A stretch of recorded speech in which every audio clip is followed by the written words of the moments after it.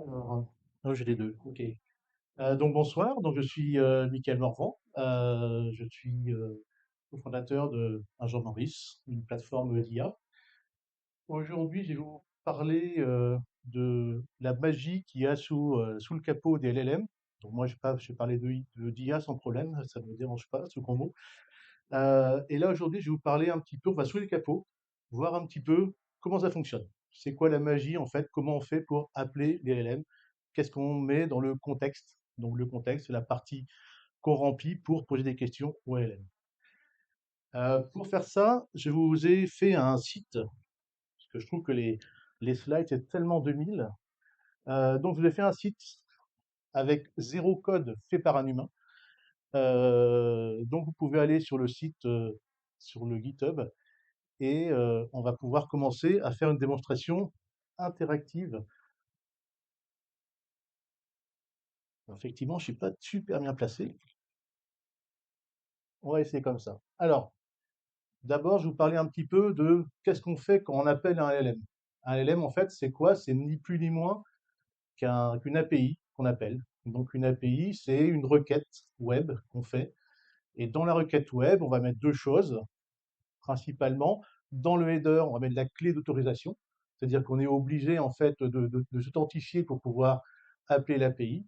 Et ensuite, dans le body, donc vraiment dans la partie centrale de ce qu'on va envoyer au LLM, on va mettre beaucoup de choses, beaucoup de choses. Et donc, toute cette partie-là, eh ben, en fait, c'est un petit peu ça le contexte qu'on va devoir mettre en place. Oui, merci. Alors, on va faire un premier appel. J'ai dit, c'est interactif. On va pouvoir prendre ce code et là, on va envoyer une requête à OpenAI qui va nous renvoyer la réponse. Et donc, dans le contexte, qu'est-ce qu'on a dit? On a juste dit, on est un user et on veut poser une question qui est quelle est la capitale de la France? Et donc, il nous répond, la capitale de la France est Paris. Donc là, j'utilise le modèle GPT-4, mais on va dire n'importe quel modèle actuellement fonctionne comme ça. Donc c'est très simple. On va complexifier un petit peu, et là, on va mettre un rôle. Donc, c'est quoi un rôle système? C'est, on va dire, les instructions qu'on va donner au LLM pour nous répondre de la manière dont on souhaite. Donc là, par exemple, on lui dit qu'il est un professeur de géographie très précis.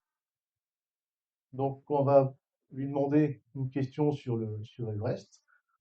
On s'attend à ce qu'il nous donne quelque chose d'assez complet, d'assez, et en fait, c'est ce qu'il fait.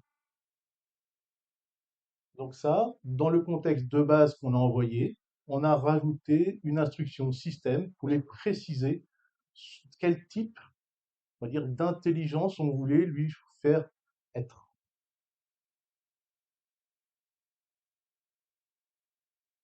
Maintenant, une conversation, c'est un ensemble, une histoire qu'on lui raconte, c'est des choses qu'on échange avec lui, et donc au fur et à mesure, notre contexte se remplit de notre historique de chat. Donc ici, on a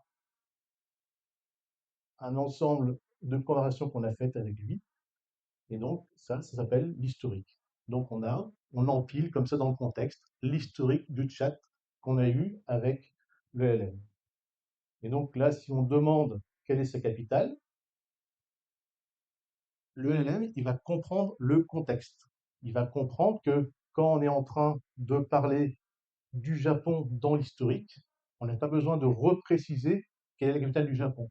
Parce que dans ce contexte, dans son historique, eh ben, il sait qu'on parlait du Japon avant, et donc il donne la réponse qui est Tokyo. Donc ça, c'est la manière simple d'utiliser le contexte en forçant au fur et à mesure et en le remplissant au fur et à mesure de plus en plus de choses. Après, il y a également une sorte d'apprentissage, qui s'appelle le Future Learning, qui permet en fait, par rapport à l'historique, le LLM va comprendre, je mets toujours des guillemets à comprendre, hein, on est tous d'accord, toujours un petit peu approximatif quand même, hein. Mais en fait, il va comprendre de quelle manière répondre par rapport à l'historique précédent. Et donc, dans son contexte, il va nous rappeler, il va savoir qu'on a voulu faire un formatage JSON, par exemple, dans la réponse. Et ben là, il va nous ramener un formatage JSON également dans sa réponse, parce qu'il a compris du contexte précédent et ben, qu'il fallait ramener du formatage JSON.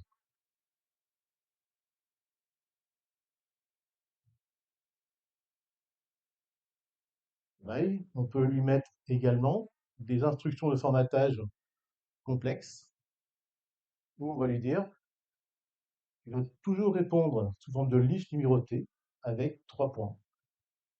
Et chaque point doit faire au maximum 10 mots.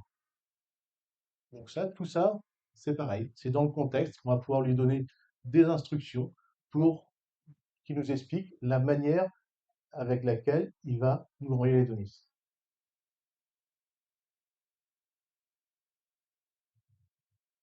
Et donc le jour, il respecte la manière qu'on lui a demandé avec 3 points. Et puis 10 mots. Je ne vais pas compter les 10 mots, hein, mais avec 10 mots maximum par réponse.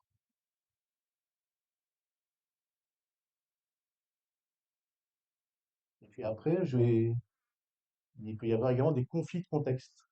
C'est-à-dire que vous avez entendu parler de context engineering. Eh ben, ça consiste en fait à détecter un petit peu que de temps en temps, quand on écrit, en fait, on rédige un contexte pour le LLM, ben, en fait, on se mélange un peu les pinceaux et donc du coup, ben, en fait, on n'est pas sûr du résultat parce qu'on va lui donner des informations contradictoires et que lui, en fait, eh ben, il va pas trop savoir en fait qu'est-ce qu'il va avoir comme information et donc ça sera encore moins fiable que d'habitude. Donc il va falloir qu'on lui dise, ben, il faut vraiment préciser le contexte. C'est vraiment une manière de rédiger des contextes où il faut faire tout le temps très attention sur la manière de rédiger. Parce qu'en fait, un contexte, si vous ne faites pas attention aux instructions que vous allez donner à l'IA ou à LLM, eh ben, elle va vous répondre n'importe quoi. Ou alors, de manière non fiable. Alors là, c'est pareil. Là, on parlait tout à l'heure de RAG. Euh, donc, on a vu tout à l'heure qu'un RAG, c'est bien. Et qu'est-ce que c'est un RAG au niveau, en fait, d'un LLM? Au niveau d'un LLM, en fait, ce qu'on peut faire, c'est bourrer le contexte d'informations sur lequel il va se baser pour vous répondre. C'est une manière très bourrin de fonctionner et qui marche. C'est-à-dire que par défaut, si vous voulez envoyer votre PDF entier sous forme de texte au LLM pour qu'il nous réponde et qu'il sache comprendre le contenu du texte et vous répondre par rapport à ça, vous allez bourrer le contexte avec le contenu de votre PDF et la question que vous allez lui poser, il va savoir y répondre parce que il va faire comme cet exemple-là, il va utiliser le contexte comme source d'information. Et donc, ça va fonctionner. Un petit détail,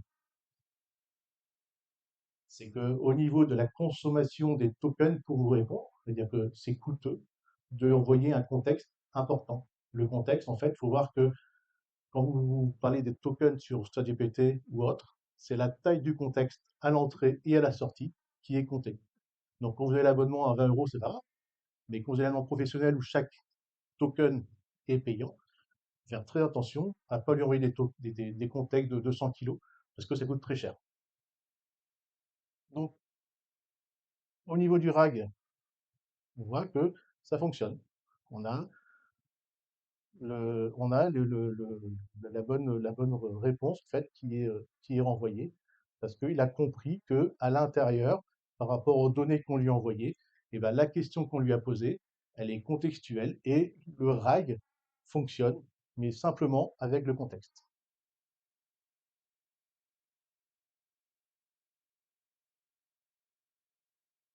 Alors là, il y a aussi une notion, là, c'est pas vraiment du contexte, c'est vraiment la manière d'utiliser euh, les LLM. Euh, D'ailleurs, cette manière ne marche que pour ChatGPT, enfin OpenAI, et pour, je crois que c'est Claude, euh, parce que, non, Claude Anthropique, non, il n'y a pas de température, Gemini non plus, mais donc pour GPT Et puis, par exemple, il y a une notion de température qui peut exister. C'est-à-dire que on peut lui donner un petit peu un niveau, en fait, euh, comment appeler ça? On va dire un niveau d'écart par rapport d'imagination, on va dire, qu'il peut avoir par rapport à ce qu'il va nous donner comme réponse. Donc là, si on peut lui envoyer une histoire courte de robot, donc il va la faire, hein. Alors souvent, si vous avez testé un peu l'humour de ChatGPT, on va dire que c'est quand même un peu limité. Et puis, et surtout, donc il est capable de nous raconter une histoire. Et donc, si on arrive à une température de 2, par exemple, il va vraiment, on va faire une histoire plus courte, il va vraiment imaginer, et à chaque fois que vous allez appuyer sur un bouton, il va imaginer une nouvelle histoire. Donc la température va faire que il va s'écarter au maximum de la température par rapport à ce qu'il pourrait raconter comme histoire classique. Et si on met le contexte, la température, pardon, à 0, alors normalement, ça se passe bien, il va raconter tout le temps la même histoire. C'est vrai? Je vais pas regarder. Donc, du coup, en fait, la température est un moyen également de modifier un petit peu la manière d'envoyer un contexte à notre LLM. Alors, personnellement, je l'ai jamais utilisé, euh, mais en fait, ça existe. Il y a la problématique également de la gestion des contextes longs. D'ailleurs, je parlais de ça pour le RAG. En fait, oula, plus vous allez voir un contexte long, donc plus vous allez payer en token, mais plus les temps de réponse également vont être importants. C'est-à-dire que là, en fait, vous avez la possibilité de lui envoyer une question par rapport au contexte, comme on l'a fait tout à l'heure pour le RAG, mais plus les temps de la taille du contexte va être important, plus ça va être long. Donc, faut bien comprendre, hein, le contexte, c'est votre moyen d'appeler les LLM de manière efficace.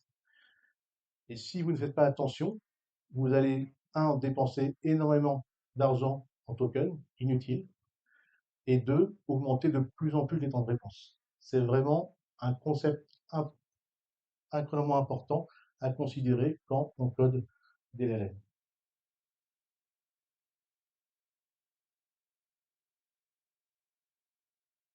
Un petit mot sur la sécurité. Euh, Quand on est sur des IA qui sont alimentées ou mises en œuvre pour une entreprise, si on ne fait pas attention, en fait, on peut injecter du code qui va forcer en fait le contexte, le LLM, à vous révéler des informations qui ne sont pas désirées. Donc, si en fait, dans le système, dans le prompt system, on n'a pas donné en fait des instructions claires par rapport à la sécurité, en fait, une instruction comme ça peut faire en sorte qu'il y ait des failles de sécurité lors de l'appel des LLM. Là, ici, par exemple, on a fait un code, un prompt system exprès pour que on ne puisse pas passer outre le prompt system. Ici, dans le prompt, vous mettez jamais comme ça en majuscule. Vous mettez également vous renforcez encore mettant ça en markdown, par exemple. Le LLM, quand vous allez l'interroger, va comprendre que cette instruction-là, elle est super importante. Et donc, même si quelqu'un envoie des instructions pour passer outre ce prompt, le fait de mettre jamais dans le prompt system va faire que ça ne sera pas pris en compte, les demandes utilisateurs. Là, je parlais de l'importance de faire attention à son contexte, à la taille de son contexte. Euh, Au niveau en fait des nouveaux outils qu'on peut rajouter dans les LLM, on a maintenant les MCP. Donc les MCP, les MCP en gros, c'est un serveur qui va pouvoir fournir des outils on va pouvoir utiliser dans notre prompt. Par exemple, on peut rajouter comme ici un serveur météo. Je vois, c'est ça. Les outils météo, ouais, c'est ça. Donc en gros, le serveur, on va mettre des instructions dans le prompt système pour dire, eh ben, quand l'utilisateur va poser des questions sur la météo, ben, nous, en fait, on a accès à un serveur météo qu'on connecte à travers le protocole MCP. Et donc, on va pouvoir avoir automatiquement l'appel de ce serveur, et sans appeler une API, c'est le remplaçant de l'API, ça s'appelle MCP. Donc, la particularité, quand même, c'est que on va faire en fait un ping-pong. On va faire le LLM va faire un ping-pong entre la question de l'utilisateur et l'appel du serveur MCP. Il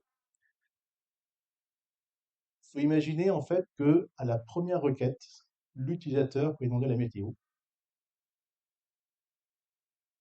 Le serveur va analyser les serveurs MCP qu'il a dans son prompt système. Il va regarder, l'utilisateur demande la météo. Lui, il sait que dans son prompt système, il y a un serveur MCP qui parle de météo. Donc, il va faire la corrélation entre la demande de l'utilisateur et ce qu'il a en prompt système sur le serveur MCP. Et donc, ce qu'il va faire, c'est que il va demander à l'ordonnanceur, l'orchestrateur qui fait le lien entre le LLM et le serveur MCP, il va lui demander d'appeler le serveur MCP avec le paramètre qu'il aura déduit de la question. Donc là, il va dire appelle full call avec le paramètre getWeather, argument Paris. Donc là, c'est le LLM qui a formulé l'appel du serveur MCP. Et donc, c'est l'orchestrateur qui est entre le LLM et le serveur MCP. C'est lui qui sait appeler le serveur MCP avec les bons paramètres qui lui ont été fournis par le LLM. Ensuite, une fois que le serveur MCP récupère, renvoie la réponse à l'orchestrateur envoie la réponse au LLM. Et donc, c'est à la fin le LLM qui récupère la réponse et qui renvoie ensuite la réponse finale à l'utilisateur. Donc, ce ping-pong incessant est fait pour un serveur MCP de météo. Maintenant, vous regardez un petit peu, ça fait peut-être, je sais pas, on va dire 5 kilos, 10 kilos pour faire des calculs faciles. Maintenant, vous avez un serveur MCP qui fournit une météo. C'est 10 kilos. Maintenant, imaginez que vous avez besoin également d'avoir le nom des rues, d'avoir les adresses, d'avoir en fait 10 serveurs, 10 outils, 20 outils à disposition. À chaque appel que vous allez faire au LLM, votre contexte va être bourré de 10 kilos par outil. Donc potentiellement, vous allez faire 100 kilos, 200 kilos à chaque appel du LLM parce que vous allez utiliser des outils.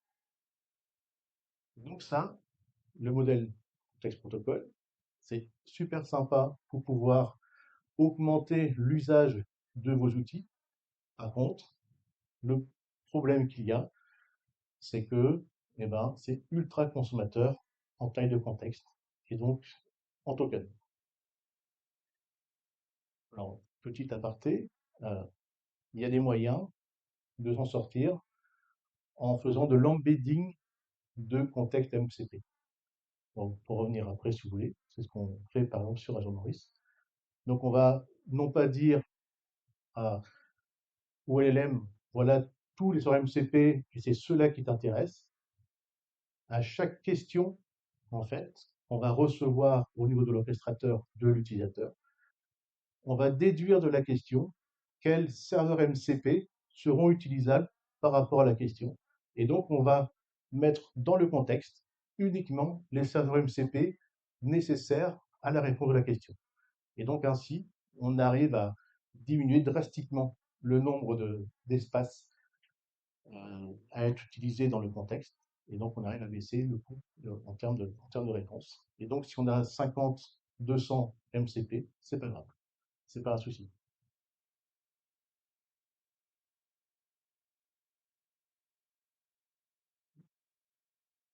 Là, en fait, on va pouvoir comparer. Ouais, bon, là, c'est beaucoup d'intérêt.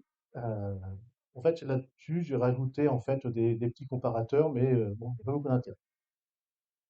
Euh, Au niveau de la conclusion, euh, on a en fait, par rapport à ce qu'on a raconté sur le contexte, on se rend compte que par rapport au début, je vous ai raconté un petit peu que envoyer, faire des appels OLM, c'est super simple. C'est, on fait une requête à l'API, on bourre un petit peu le body de l'API au fait de notre contexte, et puis on va avoir un retour qui va être du LLM. Et donc on va le faire facilement. Juste qu'en fait, dans la réalité, on a des problèmes énormes de taille de contexte, de temps de réponse, d'ordonnancement des tâches, et que ça devient ultra compliqué au fur et à mesure qu'on avance dans les fonctionnalités qu'on offre à l'utilisateur qui va consommer nos LLM. Ça devient de plus en plus compliqué et c'est une problématique d'architecture énorme, non pas pour un utilisateur, mais si vous voulez servir 100 000 utilisateurs, vous avez des problématiques gigantesques, y compris de taille de contexte, de consommation de tokens et d'ordonnancement. Donc nous, on a fait, pour vous regarder vous regarderez un petit peu à tête reposée sur le site, mais en fait, les éléments euh, importants à voir si vous voulez faire une plateforme de gestion d'appels de LM, c'est que on doit faire du RAG à grande échelle. Donc tout à l'heure, l'exemple que je vous ai montré en Python, là en fait, la, la- au niveau de, quand vous avez 50 fichiers qui arrivent en même temps, vous devez faire un orchestrateur pour que le RAG soit fait, mais fichier après fichier. Donc ça devient beaucoup plus complexe. Et au niveau en fait de si on revient sur le sujet du contexte, on a beaucoup en fait de problématiques de contexte, de taille de contexte, y compris dans l'historique. L'historique, quand quelqu'un chatte pendant 1 heure, il y a peut-être 100 kilos, 200 kilos, 300 kilos de contexte qui est utilisé pour gérer l'historique. Le problème, c'est qu'à chaque fois que vous allez rappeler votre historique, donc chaque fois que vous allez rappeler votre LLM et que votre historique va grandir, vous allez prendre de plus en plus de temps à avoir la réponse. Parce que votre contexte va grandir, vous avez de plus en plus de nombre de tokens et vous avez des temps de réponse qui sont abominables. Donc, ce qu'il faut faire là aussi, pour l'historique, c'est l'embedding. Vous devez également trouver un moyen de faire de l'embedding sur votre historique. Et quand vous allez faire de l'interrogation pour, pour avoir envoyé l'historique au LLM, ben vous allez faire de l'embedding, vous allez questionner l'embedding de votre historique pour ne ramener qu'une partie de l'historique qui concerne la question posée au LLM. Et donc c'est ainsi une des nombreuses recettes qu'on a mises en œuvre pour réussir à trouver un moyen pour simplifier énormément, pour rendre, on va dire, viable l'interrogation des LLM à grande échelle. Donc, si vous voulez, donc tout ça est disponible en open source sur GitHub. Vous pouvez les regarder le site et vous pouvez comme ça rejouer vous-même. Vous allez devoir donner votre clé d'API. Hop, ouais.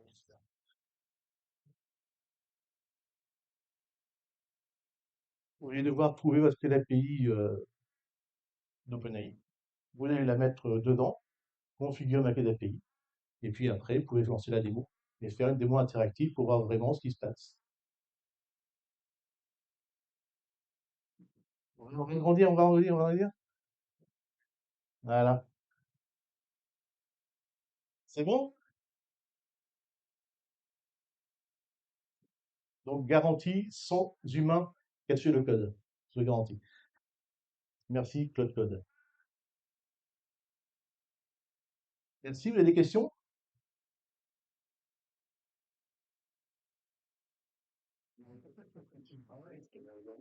Vous êtes tout le monde dormait, hein. J'ai bien vu, j'ai les noms là. Le premier là.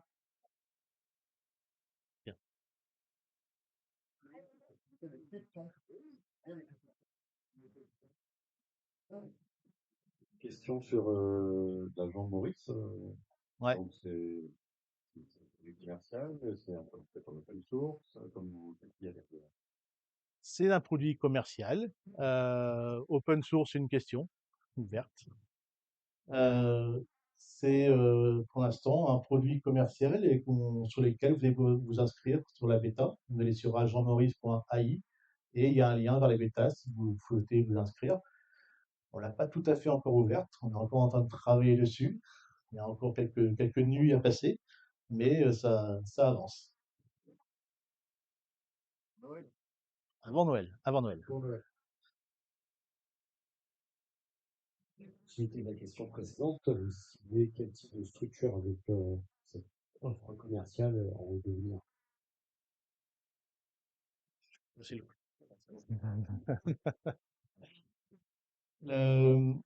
L'idée, en fait, c'est de simplifier la mise en œuvre d'IA en entreprise. C'est-à-dire, tout à l'heure, on parlait de RAG. Faire un RAG, c'est très compliqué. Un RAG, je veux dire, at scale. Si tu as 100 fichiers à mettre, voilà, c'est compliqué à mettre en place. Nous, on l'a fait, on l'a codé, le truc il marche, ça tourne. Voilà. Donc, on peut offrir en un clic un déploiement d'un serveur RAG pour le client. Et donc, et toutes les fonctionnalités également de chat, hein, les chatbots et compagnie, on les a également en clic bouton en déploiement instantané. Donc tout ça, c'est pour offrir en fait à des entreprises la possibilité de déployer leur serveur, enfin on va dire leur utilitaire d'IA, à la fois pour leurs clients et mais pour aussi leurs salariés en interne.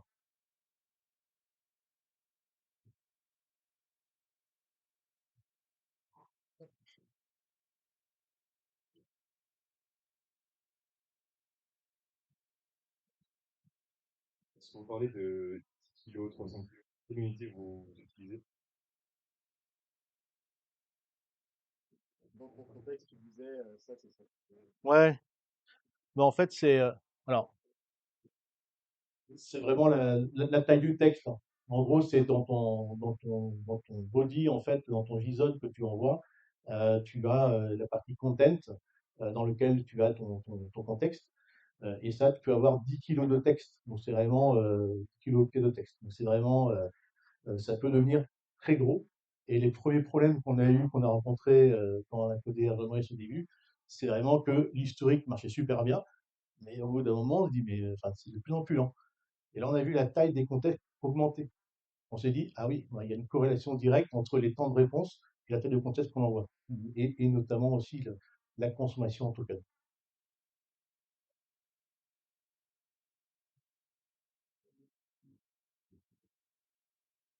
C'est encore une question ou on passe à la suite?